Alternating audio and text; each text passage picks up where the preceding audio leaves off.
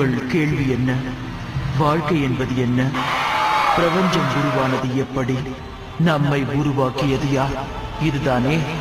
இந்த 3 கேள்விகளுக்கும் நான் 3 பதில்களை கூறப்போவது இல்லை. கேள்விகள் 3ஆக இருப்பினும் பதில் ஒன்றுதான். இதற்கான பதில் 42.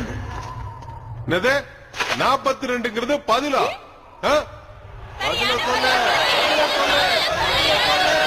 கேள்வி தெளிவாக இருந்தால் தானே பதிலும் தெளிவாக இருக்கும்.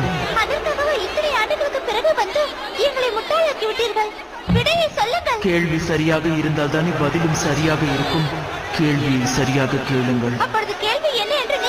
அந்த கேள்வி என்னவென்று எனக்கும் தெரியாது, ஆனால் வேறொரு கணினிக்கு தெரியும். அந்த கணினி மனது வைத்தால் நீங்கள் இத்தனை வருடங்களாக என்னிடம் கேட்க வேண்டிய கேள்வி என்னவென்று நினைத்துக் கொண்டிருக்கிறீர்களோ அந்த கேள்வி என்னவென்று அது உங்களுக்கு சொல்லும்.